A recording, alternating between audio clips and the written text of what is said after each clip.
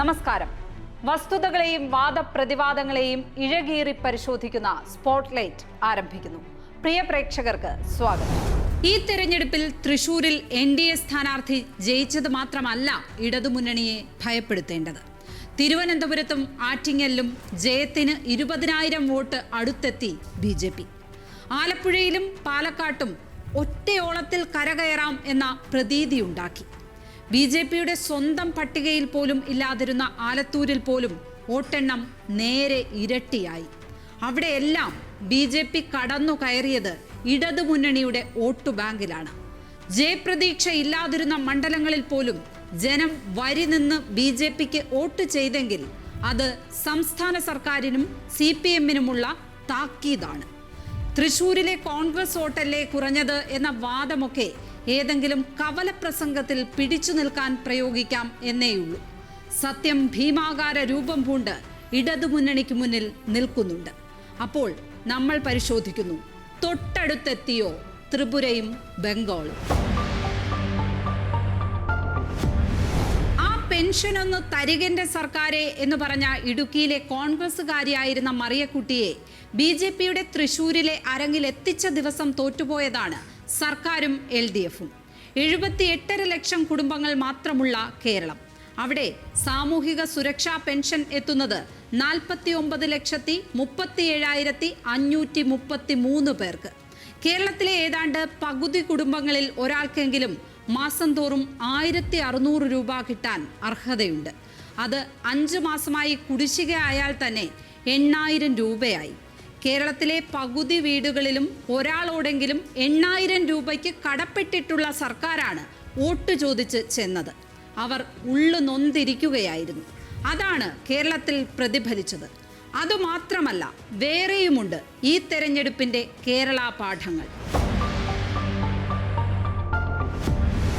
ജിഷ്ണു പ്രണോയിയുടെ അമ്മ മഹിജയെ DGP ഓഫീസിനു മുന്നിൽ വലിച്ചിഴച്ച പോലീസ്. എങ്ങണ്ടിയൂരിൽ പോലീസ് കസ്റ്റഡിയിലെടുത്ത് അതിക്രൂരമായി മർദ്ദിച്ചതിനെ തുടർന്ന് തൂങ്ങി മരിച്ച നിലയിൽ കണ്ടെത്തിയ ദളിത് യുവാവ് വിനായകൻ. പോലീസ് മർദ്ദനത്തെ തുടർന്ന് തൂങ്ങി മരിച്ച നിലയിൽ കണ്ടെത്തിയ മൂവാറ്റുപുഴ കുളങ്ങാട്ടുപാറ മലമ്പുറത്ത് രതീഷ്. പോലീസ് ക്രൂരമായി മർദ്ദിച്ച ശേഷം ചികിത്സയിലിരിക്കെ മരിച്ച റിമാൻഡ് പ്രതി പരശുവയ്ക്കൽ ആലമ്പാറ സജിമോൻ. വരാപ്പുഴയിലെ കസ്റ്റഡിയിൽ മരിച്ച ഷേണായിപ്പറമ്പിൽ ശ്രീജിത്ത്. വണ്ടിപ്പെരിയാർ കേസിൽ 6 വയസ്സുകാരിയെ പീഡിപ്പിച്ച് കെട്ടിത്തൂക്കിയ കേസിൽ തെളിവ് ശേഖരണത്തിൽ പോലീസ് വരുത്തിയ വീഴ്ചകൾ. നടക്കാനിറങ്ങിയ സ്ത്രീയെ തലസ്ഥാനത്ത് പോലീസിന്റെ വിളിപ്പാടകലെ വെച്ച് പീഡിപ്പിച്ചത്. കിളികൊല്ലൂരിൽ DYFIക്കാരനെയും സൈനികനായ സഹോദരനെയും സ്റ്റേഷനിലിട്ട് മർദ്ദിച്ചത്. കോതമംഗലത്ത് പൊതിരെ തല്ലുകൊണ്ട SFIക്കാരൻ. മലപ്പുറം മഞ്ചേരിയിൽ നടുറോഡിൽ പോലീസ് യുവതികൾക്ക് നേരെ നടത്തിയ അഭ്യാസം. ഏലത്തൂർ തീവയ്പ്. പൂക്കോട്ട് സിദ്ധാർത്ഥന്റെ മരണത്തിൽ. കൊട്ടാരക്കരയിൽ പോലീസിന്റെ കൺമുന്നിൽ കുത്തേറ്റു മരിച്ച ഡോക്ടർ വന്ദന. എല്ലാത്തിനുമൊടുവിൽ തൃശൂർ പൂരത്തിലെ അനാസ്ഥ. ഇതിനൊക്കെയുള്ള എണ്ണം പറഞ്ഞ മറുപടി കൂടിയാണ് ഈ തെരഞ്ഞെടുപ്പിൽ കണ്ടത് എന്ന് പറയുന്നത് VD സതീശനും K സുരേന്ദ്രനും മാത്രമല്ല, സോഷ്യൽ മീഡിയയിലെ ഇടത് ഹാൻഡിലുകൾ കൂടിയാണ്. പെൻഷനും പോലീസ് വീഴ്ചകളും പലതിൽ ഒരു കാരണം മാത്രമാണ്. മറ്റൊന്നുകൂടിയുണ്ട്, അത് ഭക്ഷണമാണ്. കേരളത്തിൽ 60% ആഴ്ചയ്ക്കാഴ്ചയ്ക്ക് റേഷൻ കിട്ടിയില്ലെങ്കിൽ കാര്യം നടക്കാത്ത കുടുംബങ്ങളാണ്. വാങ്ങാൻ ചെല്ലുമ്പോഴൊക്കെ EPOS മെഷീൻ തകരാറിലാണെന്ന മുട്ടാപ്പോക്ക് കേട്ട് മടങ്ങേണ്ടി വരുമ്പോൾ ഉണ്ടാകുന്ന ഒരു നിരാശയുണ്ട്. അവർ മുമ്പൊക്കെ റേഷൻ കൊണ്ട് തികയാത്ത അരി സപ്ലൈകോയുടെ ശബരി മാർക്കറ്റുകളിൽ പോയി കിലോയ്ക്ക് 25 രൂപയ്ക്ക് വാങ്ങിയിരുന്നവരാണ്.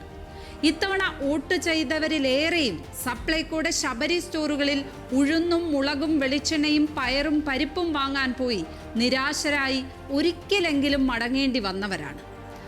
ത്രിവേണി സ്റ്റോറുകളൊക്കെ എന്നേ ചരിത്രത്തിലേക്ക് മറഞ്ഞു കഴിഞ്ഞു. പാറ്റപാറുന്ന പൊതുവിതരണ കടകളുള്ള നാട്ടിലെ അരിക്കലങ്ങളിലൊക്കെ പലപ്പോഴും വെറും വെള്ളമായിരിക്കും തിളയ്ക്കുന്നത്.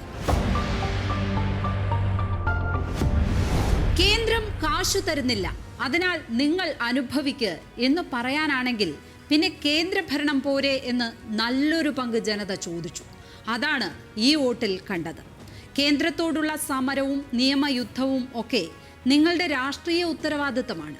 കിട്ടാനുള്ളത് മേടിച്ചെടുക്കാൻ ഏതറ്റം വരെയും പോകാനുള്ള ജനഹിതമാണ് 2016-ലും 2021-ലും നിങ്ങൾക്ക് തന്നത്. അർഹതപ്പെട്ടതൊക്കെ വാങ്ങിയെടുക്കണം.